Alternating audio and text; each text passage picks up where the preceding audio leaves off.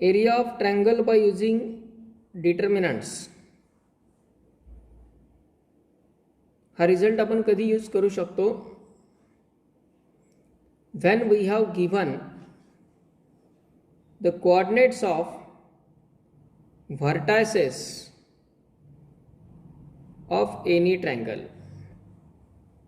ट्रायंगलच्या तीनही व्हर्टायसेसचे कोऑर्डिनेट जर दिलेले असतील तर त्या ट्रायंगलचा एरिया फाइंड करण्यासाठी आपण हा रिझल्ट यूज करू शकतो, ज्यामध्ये suppose x1 y1 x2 y2 x3 y3 हे जर त्या ट्रायंगलचे कोऑर्डिनेट असतील व्हर्टायसेसचे, तर एरिया ऑफ ट्रायंगलचा रिझल्ट काय? 1/2 determinant x1 y1 1 x2 y2 1 x3 y3 1. शेवटचा कॉलम 1 1 1च आणि इथे तीन व्हर्टायसेसचे coordinate x1 y1 x2 y2 x3 y3. या प्रकारे आपण हा एरिया ऑफ ट्रायंगलचा रिझल्ट यूज करू शकतो. त्यानंतर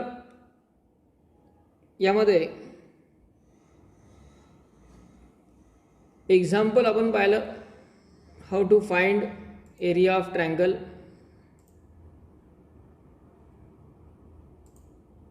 व्हेन व्हर्टायसेस आर गिवन. दिलेल्या व्हर्टायसेसला आपण आधी x1 y1 x2 y2 x3 y3 consider करायचं. एरिया ऑफ ट्रायंगलचा हा result, values substitute, determinant solve करायचा. डिटर्मिनंट इव्हॅल्युएट करत असताना डिटर्मिनंटची व्हॅल्यू निगेटिव्ह पण येऊ शकते, पण कधीच कुठला एरिया किंवा व्हॉल्यूम निगेटिव्ह नसतात, दे आर ऑलवेज पॉझिटिव्ह. आणि त्यामुळं जी काही व्हॅल्यू डिटर्मिनंटची येते त्याची मॅग्निट्यूड घ्यायची, मॉड्युलस घ्यायचा आणि त्याला पॉझिटिव्ह फॉर्ममध्ये कन्व्हर्ट करायचं. तो असेल ट्रायंगलचा एरिया. ओके. आणि हे दोन एक्झाम्पल्स तुम्हाला सॉल्व करायला सांगितलेले. फर्स्ट एक्झाम्पल काय आला आन्सर?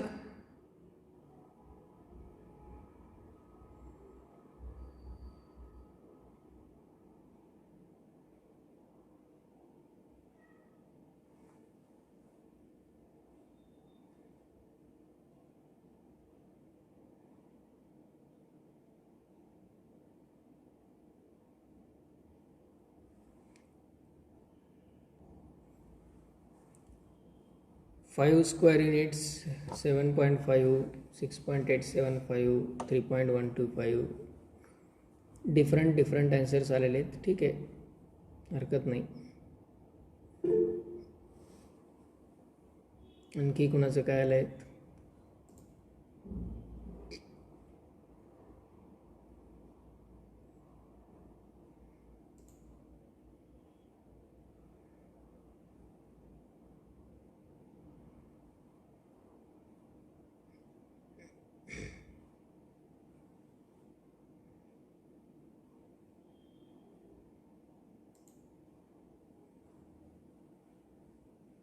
2.25 3.125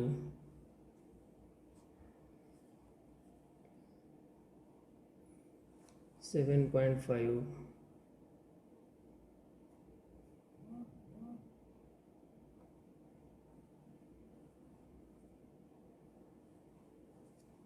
ओके. आता मेन प्रॉब्लेम याच्यामध्ये फ्रॅक्शन आहेत, अपूर्णांक आहेत, त्याच्यामुळे डिफरंट आन्सर आलेले असू शकतात. कारण अपूर्णांकांच्या कॅल्क्युलेशनच्या कन्सेप्ट ह्या प्रत्येकाच्या वेगवेगळ्या असतात.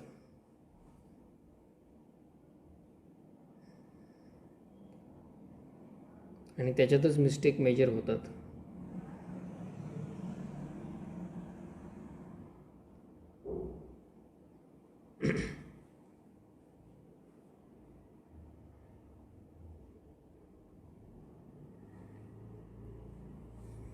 In this case, vertices of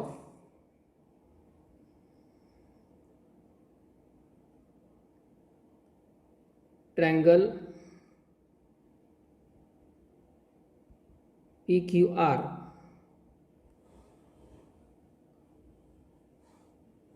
are P चे कोऑर्डिनेट 3/2, 1, Q चे कोऑर्डिनेट 4, 2 आणि R चे coordinate 4, -1/2.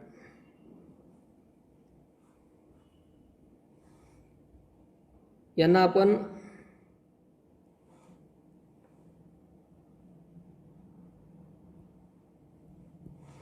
x1 y1 x2 y2 x3 y3 गृहीत धरू शकतो. ओके, जे दिलेले कोऑर्डिनेट्स आहेत पी क्यू आणि R. Area of triangle P Q R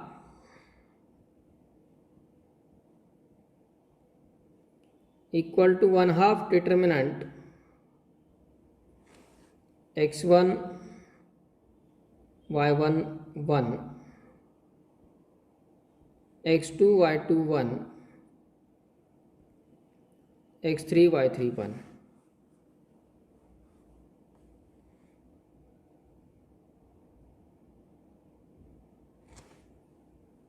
one half x1 म्हणजे 3/2, y1 म्हणजे 1, शेवटचं 1 आहेच. हे x1 y1 सबस्टिट्यूट केले. x2 y2 4, 2, 1 आणि x3 y3 4 -1/2 1. लाइकवाइज यामध्ये आपण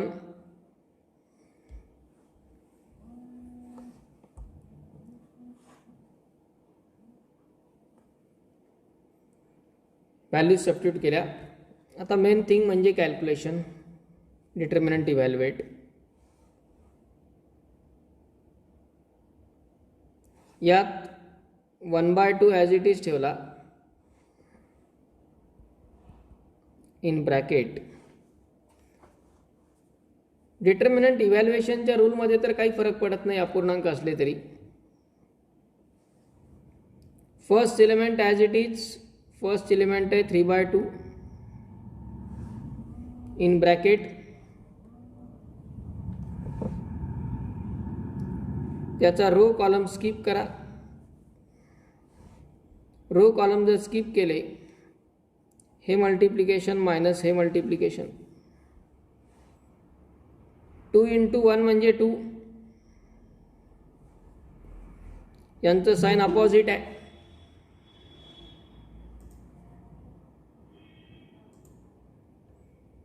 साइन अपोजिट आहे म्हणजे प्लस येणार.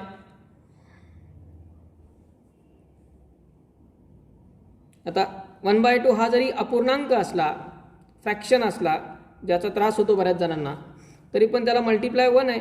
1 मल्टिप्लाय केलं तर काही इफेक्ट होत नाही. 1/2 × 1 plus 1/2. Second element sign change -1 × again row column skip, 4 × 1 -4 × 1 4 -4.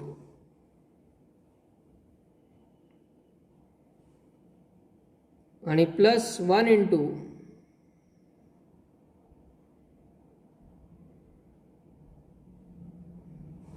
Third element 1 as it is, त्याचा row column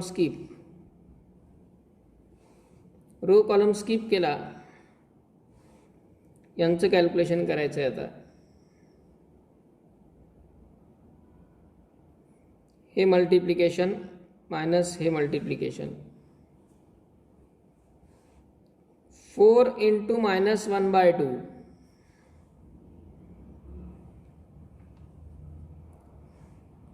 4 multiplied by minus 1/2. 2 divide होतो 4ला, कॅन्सल होईल, 2 राहील आणि 2 इंटू मायनस 1 -2 येईल. यांचं मल्टिप्लिकेशन. आपण प्रचंड घाई करतो. 2 एक्झाम्पल दिलेत ना, ॲक्च्युली आहेत ते 5 मिनिटाचेच आहेत. पण काय होतं, आणखी 5 मिनिट एक्स्ट्रा दिले आपण डबल चेक करून बघायला आपलं कॅल्क्युलेशन काय होतं, थोडंसं रफमध्ये वर्किंग केलं तर. पण नाही, डिपेंडन्सी खूप आहे. कॉन्फिडंट आणि कन्फर्म नाही राहायचं.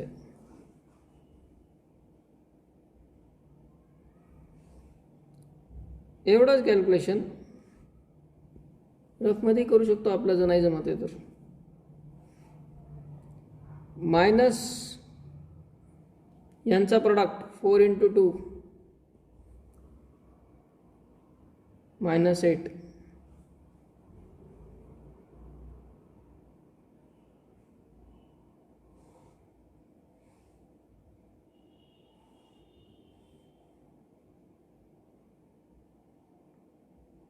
त्यानंतर आता ब्रॅकेटमधलं कॅल्क्युलेशन.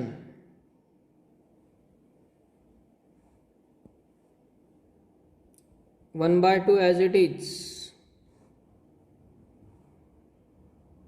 परत 3/2 ॲज इट इज. आता डिफिकल्ट वर्क याच्यामधलं फक्त एकच आहे, ते म्हणजे यांचं ॲडिशन. 2 + 1/2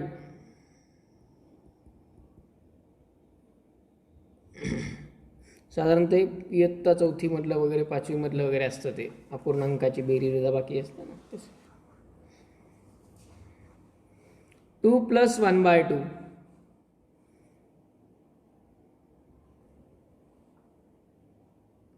क्रॉस मल्टिप्लाय करून ॲडिशन. 2 इंटू 2 4 + 1 डिवायडेड बाय 2 म्हणजे 5/2. रफमध्ये करू शकतो आपण असं. म्हणजे या 3/2 ला मल्टिप्लाय आलेला आहे 5/2 minus 4 - 4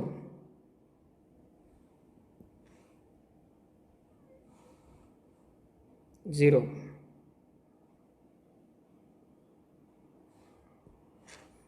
-2 - 8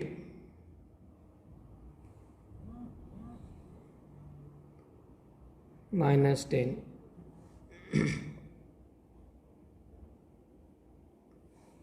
equal to 1/2 in bracket 3/2 into 5/2 3/2 into 5/2 15/4. Multiplication direct करता येतं.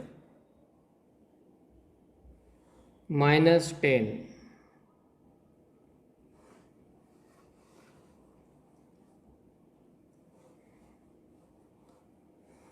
equal to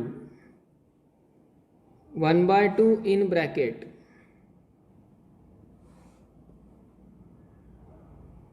परत इथं क्रॉस मल्टिप्लिकेशन. 10चा denominator 1 1 into 15 -4 into 10 15 - 40/4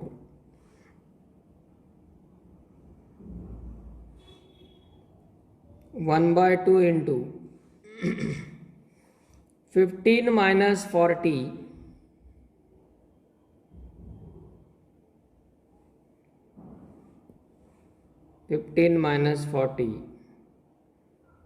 minus 25 upon 4 equal to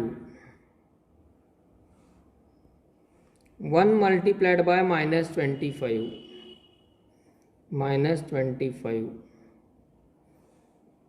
आणि 2 into 4 8. पण याला मॉडलस, कारण एरिया कधी निगेटिव्ह नसतो. मॉडलस त्यामुळे 25/8 असंच ठेवू शकतो आपण आन्सर, किंवा डिवाइड करायचं असेल तर करू शकतो, काही प्रॉब्लेम नाही. फ्रॅक्शनमध्ये व्हॅल्यू ठेवल्या तरी चालतात.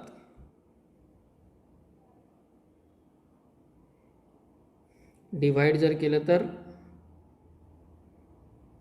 3.125 square units.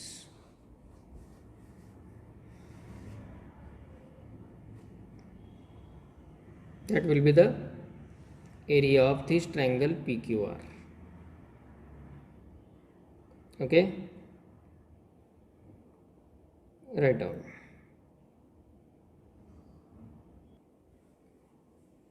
Second one is 10 square units. आलाय का 10?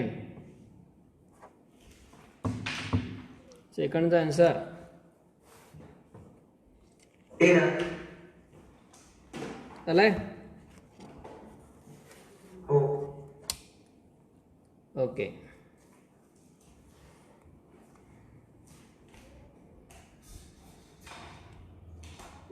take down next question.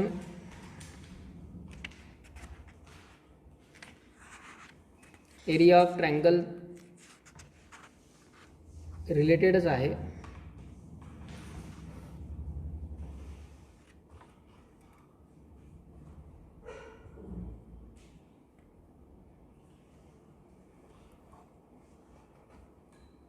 Find the area of quadrilateral. Find the area of quadrilateral.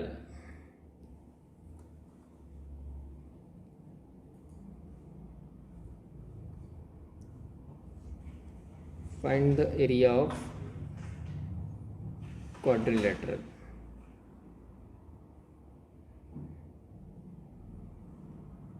Whose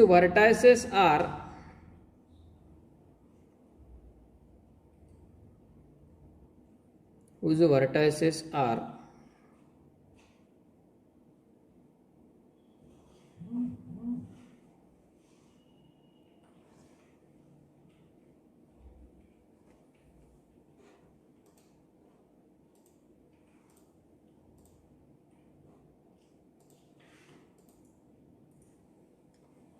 capital A in bracket -3,1, capital B in bracket -2, -2, capital C in bracket 1, 4, and capital D in bracket 3, -7, -1.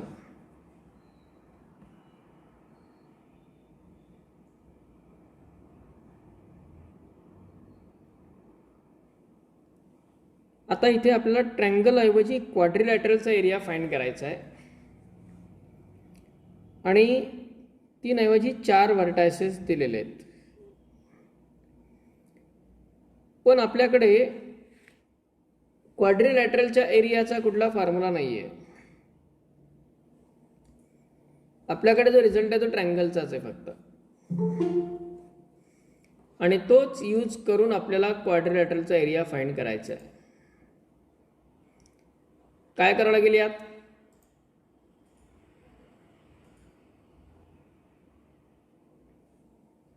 Quadrilateral half मध्ये divide करायचं, दोन triangle form मध्ये, दोन ट्रायंगलचा independently area find करून add करायचं. Yes, क्वाड्रिलॅटरलचा आपण diagonal काढला की त्याच्यापासून दोन ट्रायंगल तयार होतात.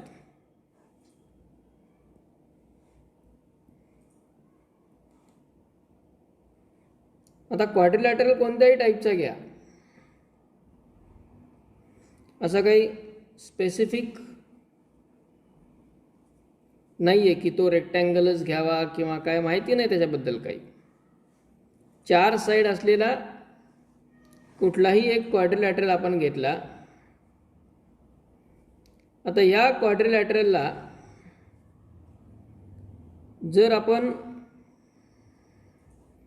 त्याचा डायगोनल काढला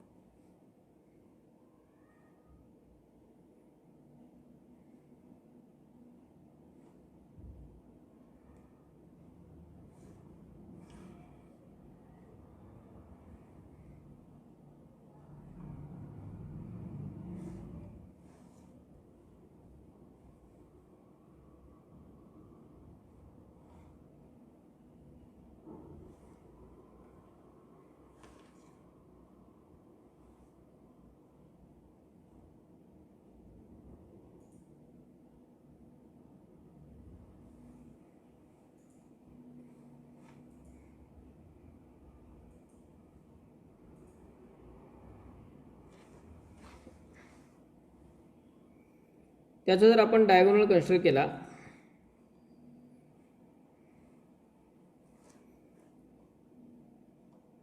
कोणताही एक डायगोनल काढा त्याचा,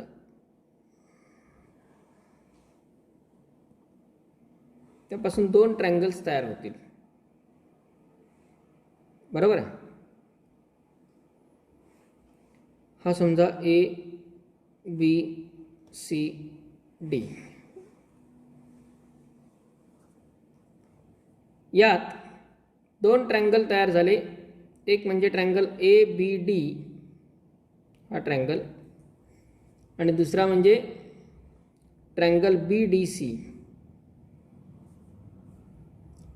किंवा आपण व्हर्टायसेसची नावं ए बी सी डी अशी दिली तर वेगळे दोन ट्रँगल तयार होतील. कुठलेही दोन ट्रँगल तयार करा. यासाठी पहिल्यांदा इन ट्रँगल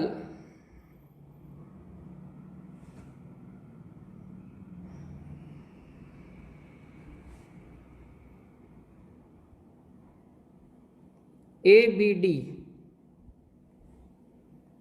ए चे व्हर्टायसेस आहेत -3, 1, त्याला x1 y1 गृहीत धरू आपण. किंवा जर फॉर्म्युला डायरेक्ट वापरता असेल तर जास्त कन्व्हिनियंट आहे. बी चे कोऑर्डिनेट -2, -2,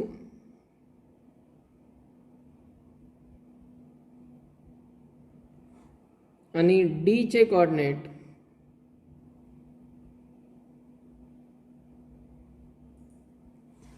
x3 y3 असे गृहीत धरले. यावरून आपण लिहू शकतो area of triangle A B D 1/2 डिटर्मिनंटमध्ये व्हॅल्यूज -3, 1, 1, -2, -2, 1, 3, -1, 1. हा area of triangle A B D झाला. हा डिटर्मिनंट इव्हॅल्युएट करायचा आहे. 1/2 as it is, -3 into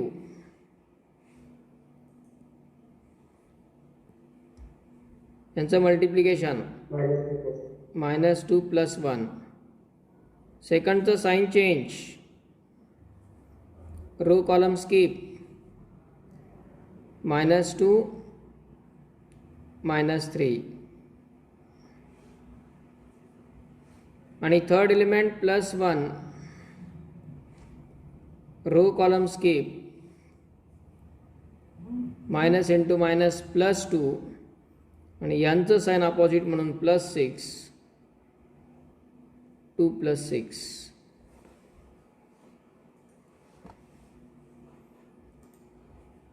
equal to, पुढे 1/2 इन ब्रॅकेट, -2 × 1 म्हणजे -2 + 1 म्हणजे -1, -1 × -3 +3, -2 -3 म्हणजे -5, -5 × -1 म्हणजे +5.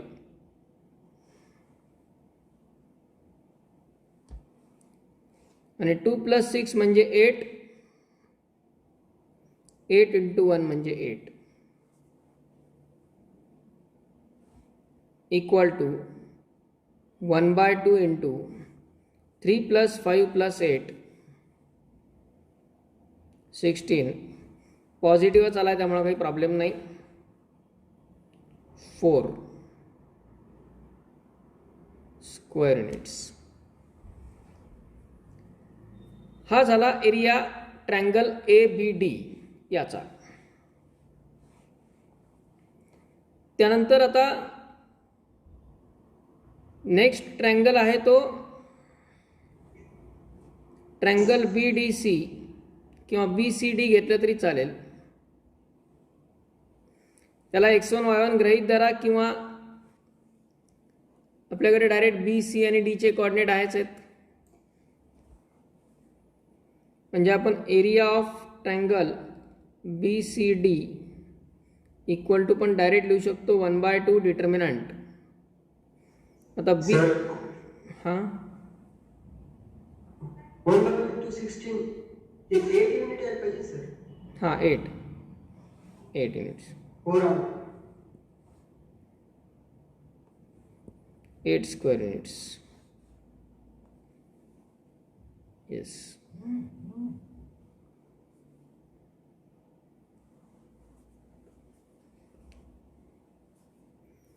त्यानंतर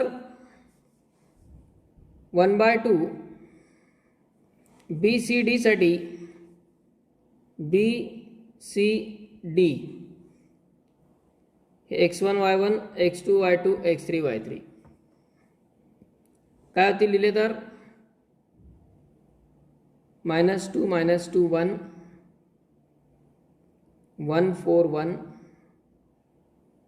3 -1 1.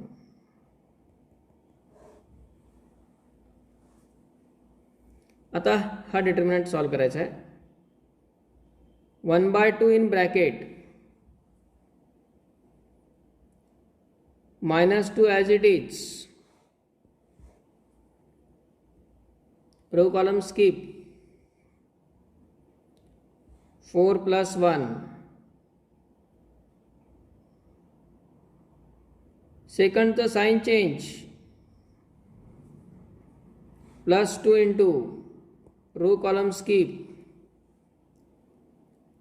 1 -3.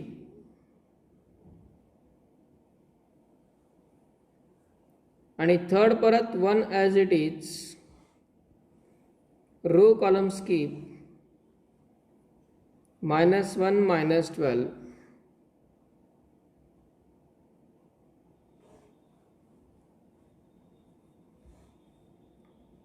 इक्वल टू 1/2 ×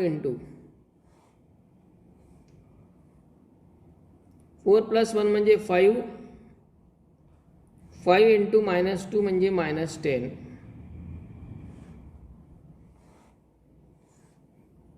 1 - 3 म्हणजे -2, -2 × 2 म्हणजे -4,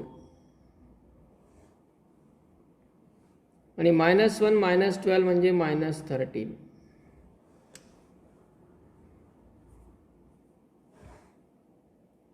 इक्वल टू 1/2 इंटू -10 -4 -13 किती आला?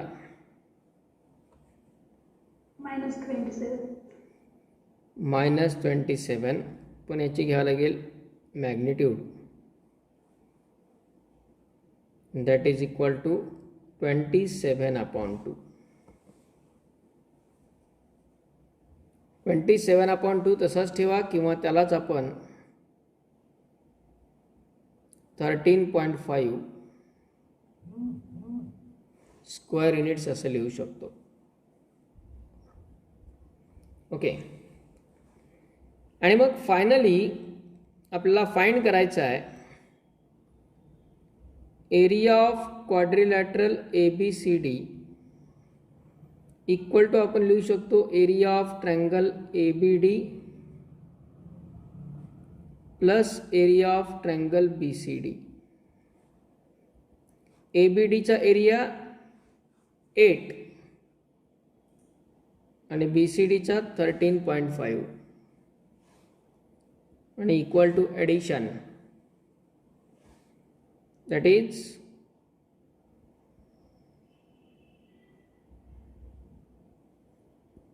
22.5 स्क्वेअर युनिट्स.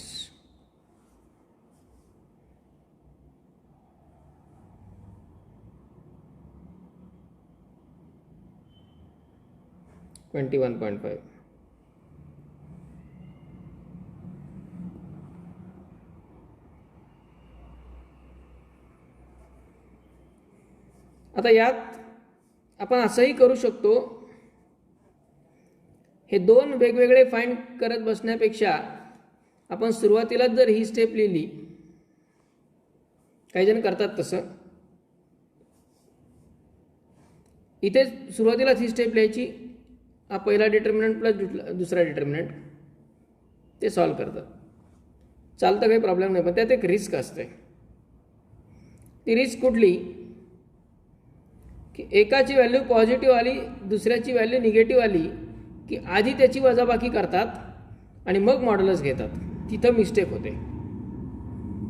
त्यामुळे जर ॲट ए टाइम दोन्ही डिटर्मिनंट घेतले तुम्ही सोडवायला तरी चालतं, पण तिथं दोघांचीही सेपरेट मॉड्युलस घ्यायची आहे, मॅग्निट्यूड घ्यायची आहे, हे लक्षात ठेवा. ओके. त्यामुळं मोस्ट कम्फर्टेबल आहे दोन्ही सेपरेटली एरिया फाइंड करणे आणि ॲड करणे, असे दोन डिटर्मिनंट सोडवायचे लागतात. Take down this.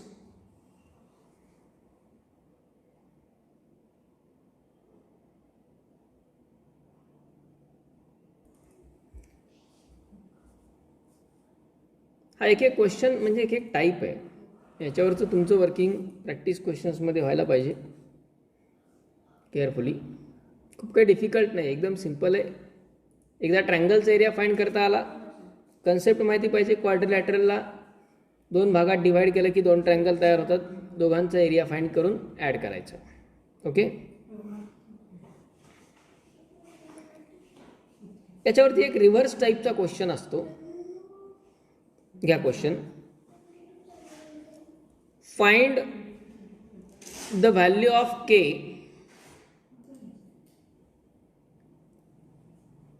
find the value of K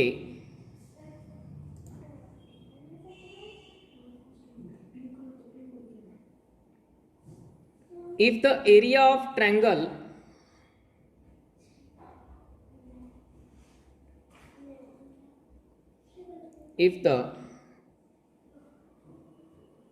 area of triangle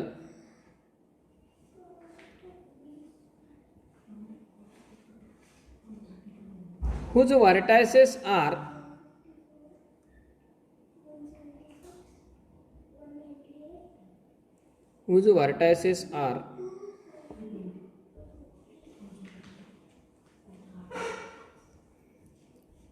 capital P in bracket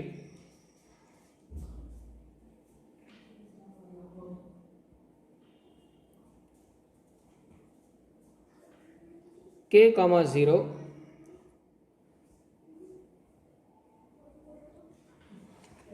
capital Q in bracket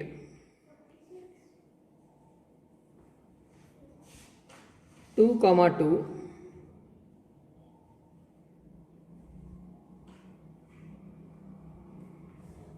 capital R in bracket 4, 3 is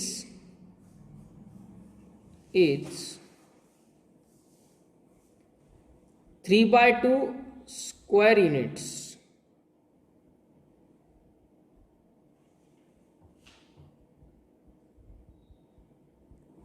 Three by two square units.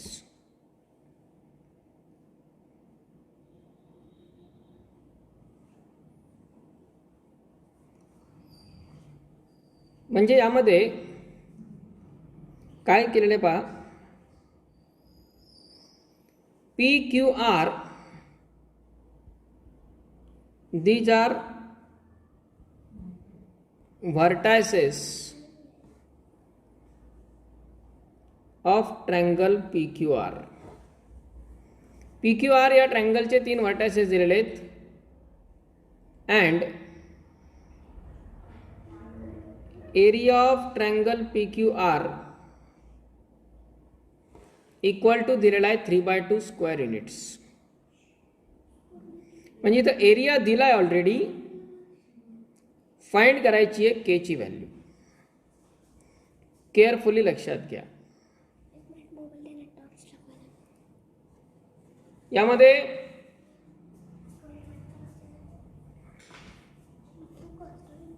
Area of triangle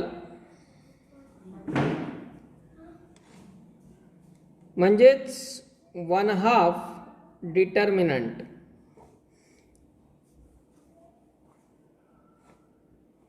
हे x1 y1 गृहीत धरणार आपण, x2 y2 x3 y3. काय होईल value टाकल्या तर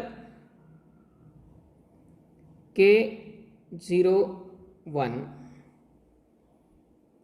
2 2 1 4 3 1 आणि याची व्हॅल्यू किती दिलेली आहे,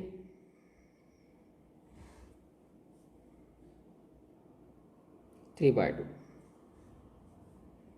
ओके, पण यात एक गडबड होते. एरिया ऑफ ट्रायंगल 3/2 आपला दिलेला आहे,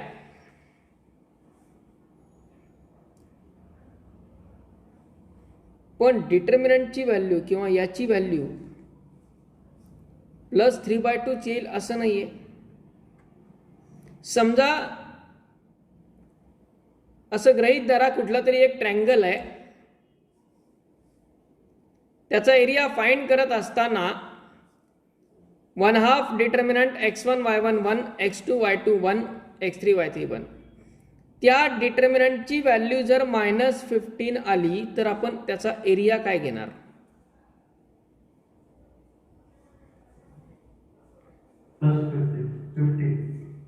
एरिया काय घेणार, +15 घेणार. आणि जर त्या डिटर्मिनंटची किंमत 15 आली तर एरिया काय घेणार,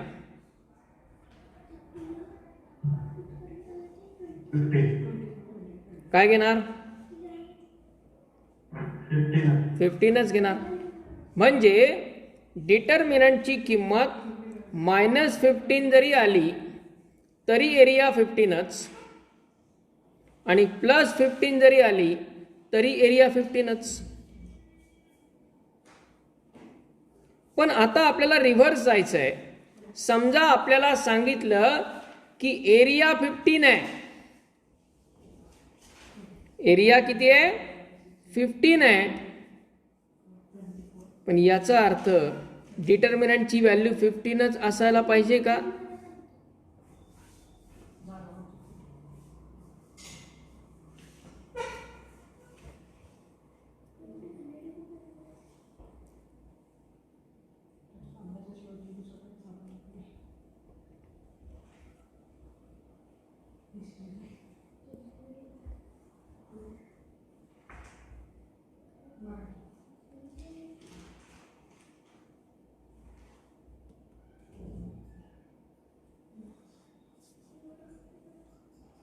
येस,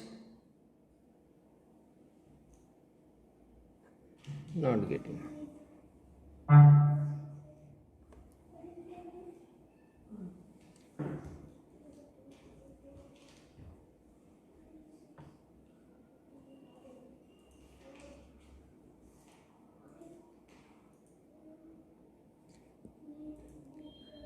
एरिया ऑफ ट्रँगल याचा फॉर्म्युला असतो 1/2 determinant x1 y11 x2 y21 x3 y31.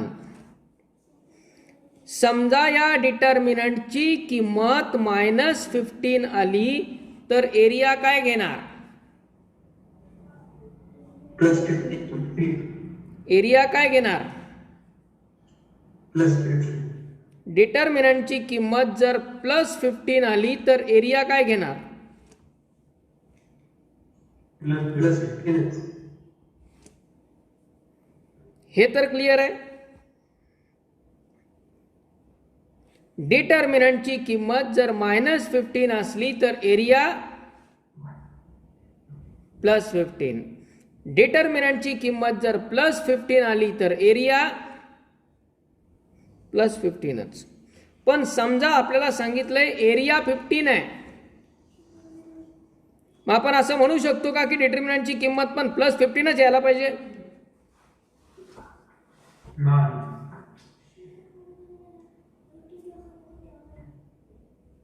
Area 15 आहे कन्फर्म, कारण एरिया पॉझिटिव्हच घ्यायचा असतो, त्यात काही वाद नाहीये. पण डिटर्मिनंटची किंमत +15च यायला पाहिजे असं कंपल्सरी आहे का?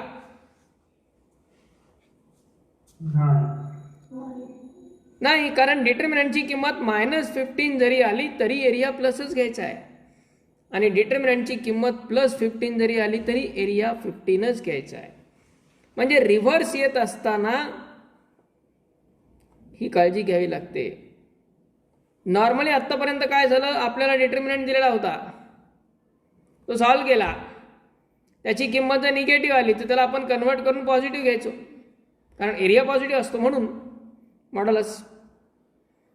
आणि जर व्हॅल्यू पॉझिटिव्ह आली तर पॉझिटिव्हच घ्यायचं. पण आता इथं प्रॉब्लेम असा आहे की एरिया दिलाय, काय दिलाय? एरिया दिलाय, आणि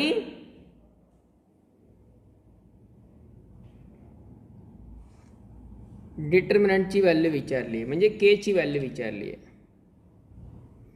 मग अशा वेळी आपल्याला हा 15 मॉड्युलसमध्ये ठेवावा लागेल.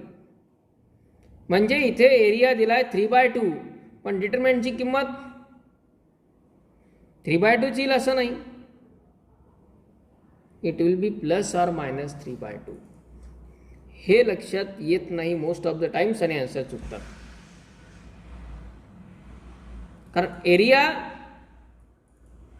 जरी पॉझिटिव्ह असला तरी डिटर्मिनंटची किंमत प्लस किंवा मायनस येऊ शकते. म्हणून रिव्हर्स क्वेश्चन मध्ये लक्षात घ्यायचं, काळजी घ्यायची ही. ओके, मग आता इथे आता पुढे सॉल्व करायचे.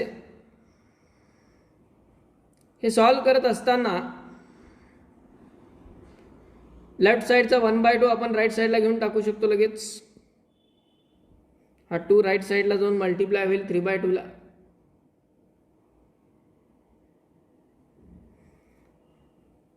आणि लेफ्ट साइडला हा डिटर्मिनंट सॉल्व करायचा आहे. काय डिटर्मिनंट सोडवला तर k into bracket row column skip 2 - 3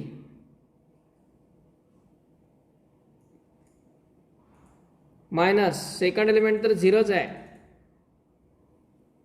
आता हा जर 0 घेतला, त्याला मल्टिप्लाय कुणी जरी असला ब्रॅकेटमध्ये तरी कॅल्क्युलेशन त्याचं काय येणार? जाऊ दे, इतकं पुढचा कुठं विचार करतो आपण ना. ठीक आहे, सेकंड एलिमेंट 0, त्याचा row column skip 2 - 4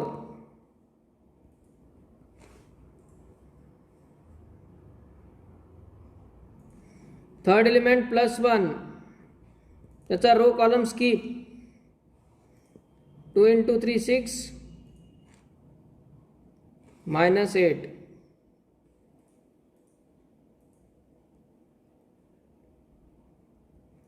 equal to, आता राईट साईडला आहे +-3/2 इंटू 2, कारण हा 2 इकडे गेला तर मल्टिप्लाय होणार आहे.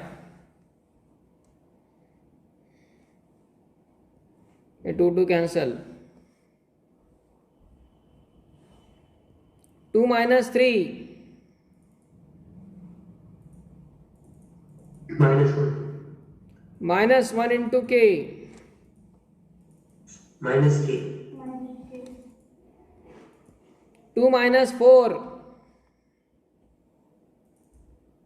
-2. आणि -2 मल्टिप्लाइड बाय 0. आता हे मी सांगत होतो की इथलं हे कॅल्क्युलेशन काही आलं आणि किती कॉम्प्लिकेटेड आलं तर त्याला मल्टिप्लाय कोण आहे?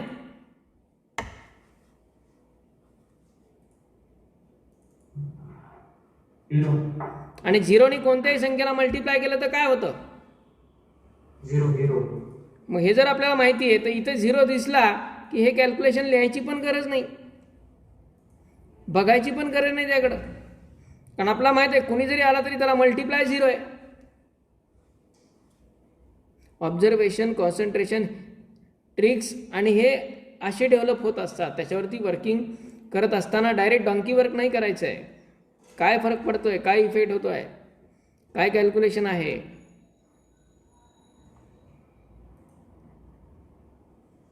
म्हणजे ही टर्म 0 झाली पूर्ण. 6 - 8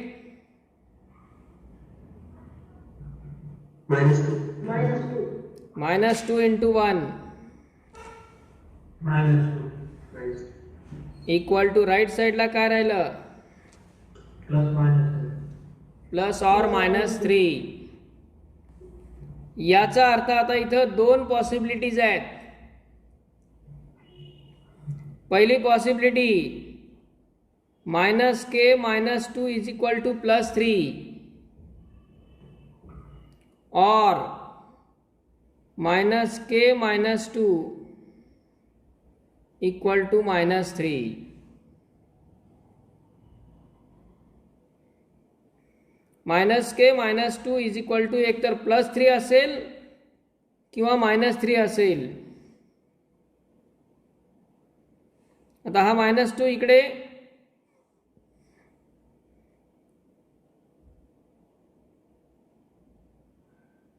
म्हणजे -k इज इक्वल टू 3 + 2 और -k is equal to -3 + 2. -k is equal to 3 + 2 और -3 + 2. म्हणजेच -k इज इक्वल टू 5 और -k इज इक्वल टू -3 + 2 म्हणजे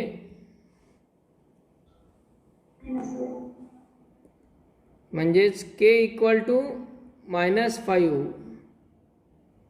और k इक्वल टू 2 व्हॅल्यूज येतील k च्या, -5 किंवा 1.